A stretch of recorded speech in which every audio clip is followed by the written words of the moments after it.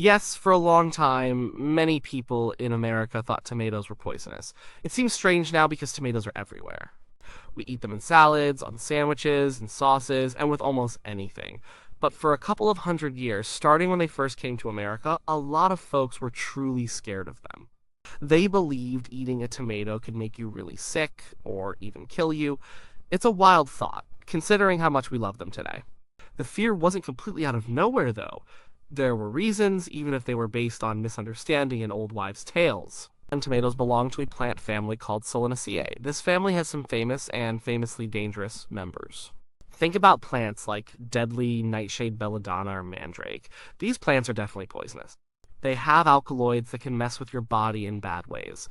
So when early European explorers and then American colonists saw the tomato, they saw a plant that looked similar to these known poisons. It had leaves and stems that looked a bit like belladonna, and the fruit itself was bright red, which sometimes signals danger in nature. It was an unfamiliar plant, and people tend to be wary of what they don't know, especially when it comes to food. The tomato actually started its journey a long way from America. It came from the Andes Mountains in South America where it grew wild. Indigenous people there, like the Aztecs, cultivated it for centuries. They called it sitamatl. It was a common food for them. Spanish conquistadors brought the tomato back to Europe in the 1500s. But even in Europe, it wasn't an instant hit. The Spanish and Italians were quicker to adopt it into their cooking, maybe because their climates were more suitable for growing it, and their culinary traditions were more open to new ingredients. They saw its potential. In Italy, it became the pomodoro, or golden apple, and eventually a cornerstone of their cuisine. In other parts of Europe, like England, it was more often grown as an ornamental plant.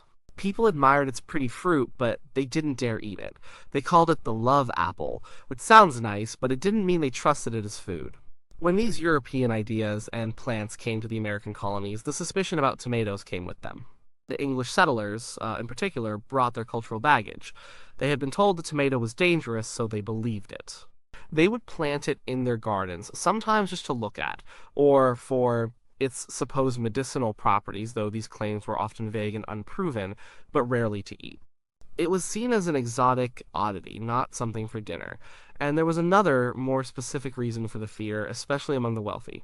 These rich people in Europe and America often ate off pewter plates. Pewter is an alloy, mostly tin, but it also contains lead. Tomatoes are quite acidic. When tomatoes were placed on these lead-containing pewter plates, the acid in the tomato could leach lead from the plate. Eating food with lead can cause lead poisoning, with symptoms like stomach pain, sickness, and even death. People didn't understand lead poisoning back then. They just knew that after eating off their fancy plates, some rich folks got sick.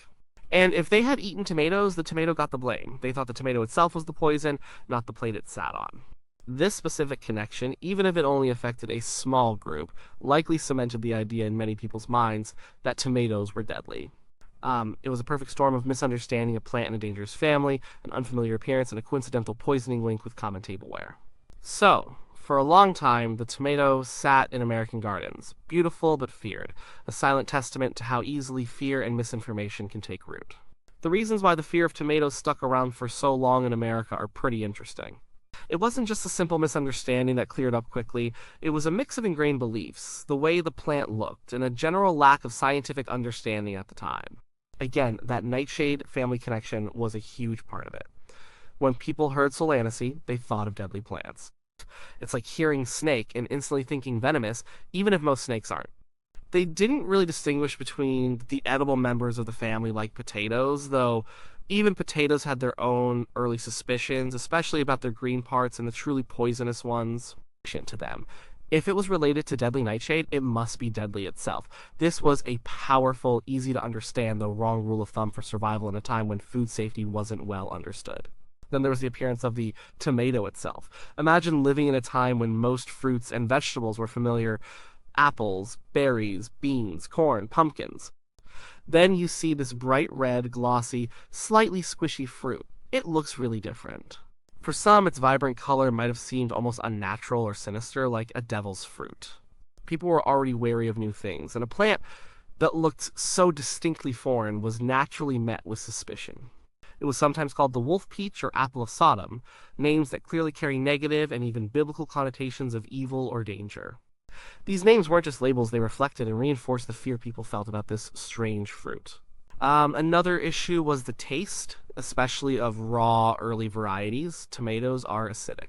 Modern tomatoes are often bred to be sweeter and less acidic, but older varieties might have been quite tart, especially if eaten raw.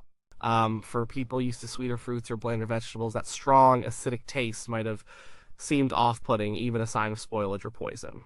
Without knowing how to prepare it properly, or without the sweeter varieties we have today, the initial experience of eating a raw tomato might not have been pleasant, further cementing the idea that it wasn't good for you. People often mistook the natural acidity for a sign of toxicity rather than just a characteristic of the fruit. And here's a big one. Nobody knew how to cook with it. If you don't have recipes, traditions, or cultural knowledge about how to prepare a food, you're not going to be adventurous with it.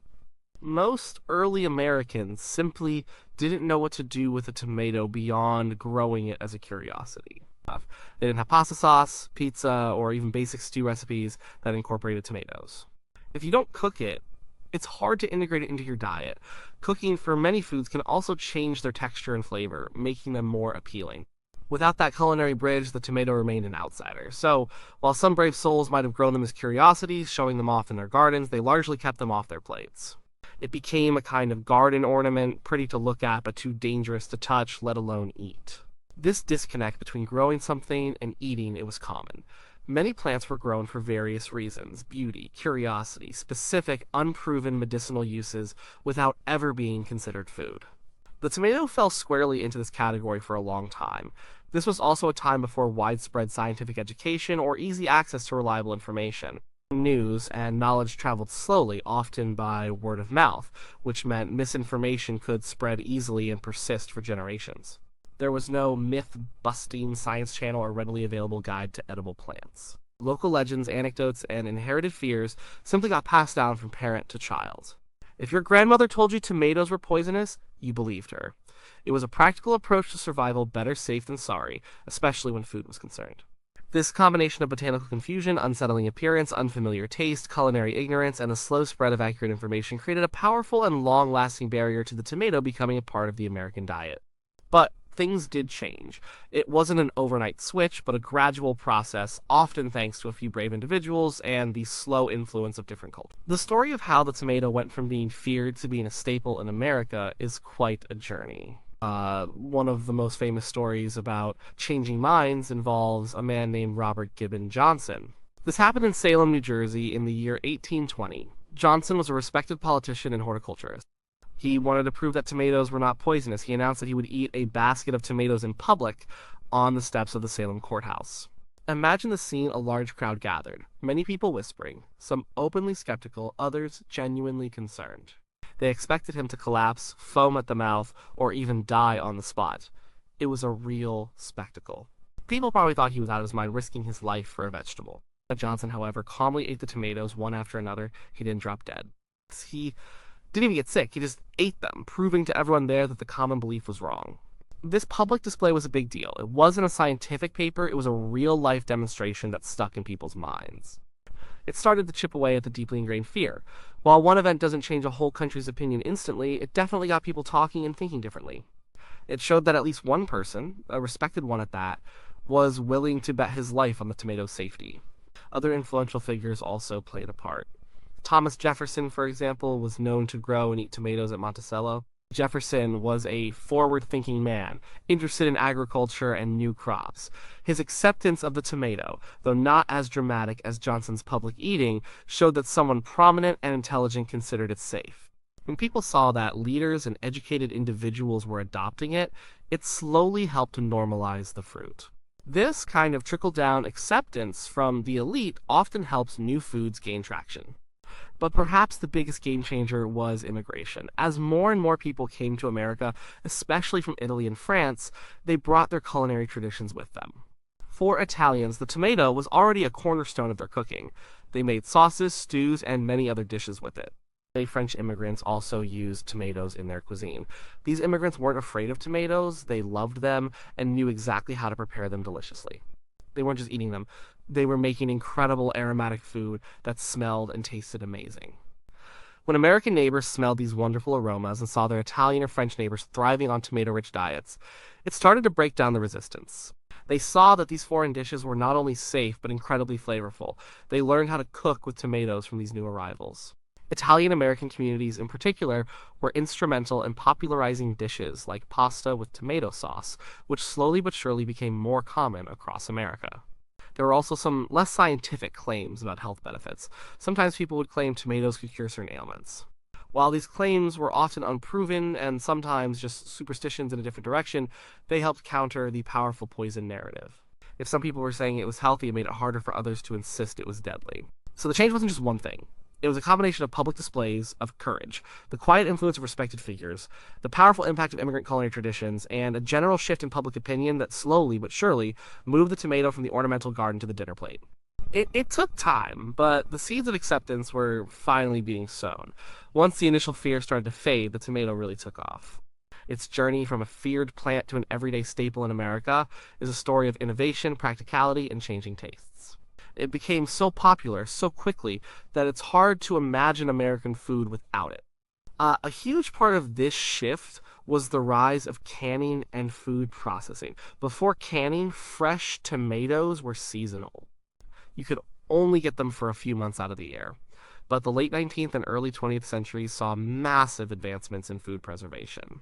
Industrial canning made it possible to preserve large quantities of tomatoes.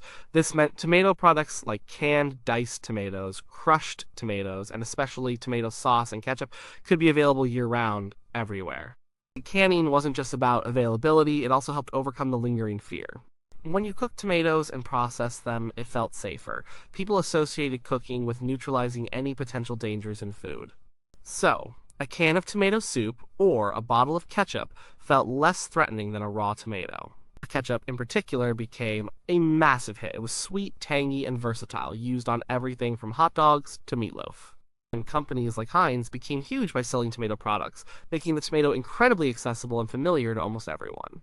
This widespread availability through canning truly integrated the tomato into the American diet. It moved from being an exotic curiosity to a convenient, everyday ingredient. Agricultural improvements also played a big role. Farmers started breeding better varieties of tomatoes, they developed plants that were more resilient, produced higher yields, and had fruits that were easier to transport and store.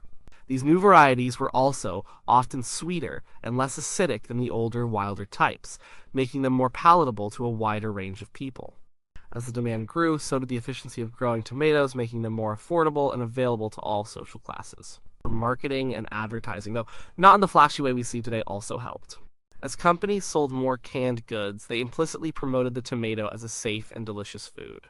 They put it on labels, in advertisements, and in recipes. This constant visual presence and association with good food helped normalize it.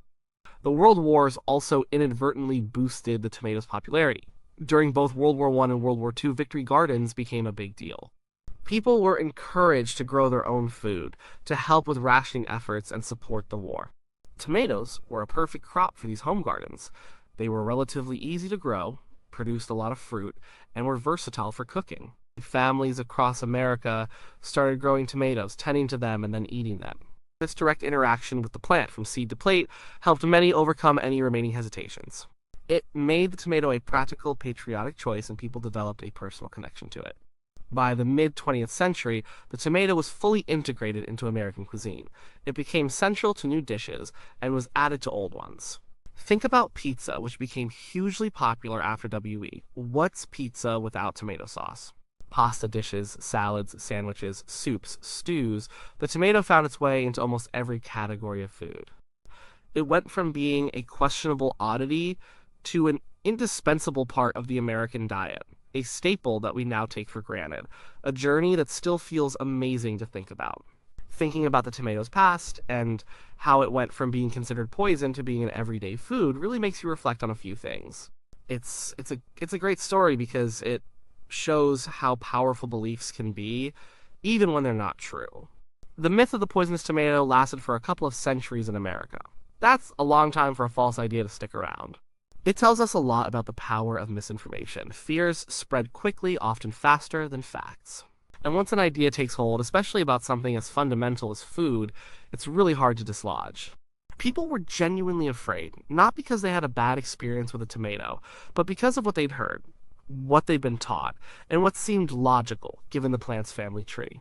This story is a good reminder that just because something is widely believed doesn't make it true.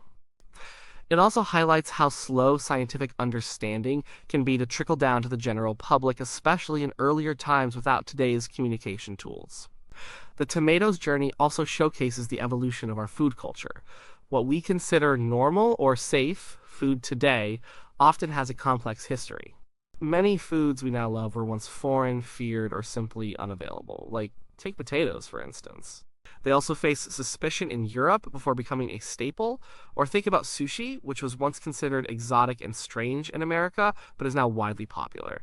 Our relationship with food is always changing, shaped by exploration, immigration, technology, and evolving tastes. The story of the tomato is just one example of how deeply culture, history, and even misunderstandings are woven into what ends up on our plates. Today, it's hard to imagine life without tomatoes. They're a symbol of healthy eating, a core ingredient in so many cuisines, and a favorite for home gardeners. From that bright red fruit sitting in a garden, beautiful but untouched, to the star of countless dishes worldwide, the tomato has had quite an incredible transformation. It's gone from being the wolf peach, feared and avoided, to a beloved everyday food. It really underscores how dynamic and fascinating our food history is and how easily our perceptions, for better or worse, can shape what we eat. The story of the poisonous tomato is a reminder that what we know and accept about food today is often the result of centuries of learning, experimenting, and, yes, sometimes overcoming old fears. It's a testament to human curiosity and the eventual triumph of taste and knowledge over groundless suspicion.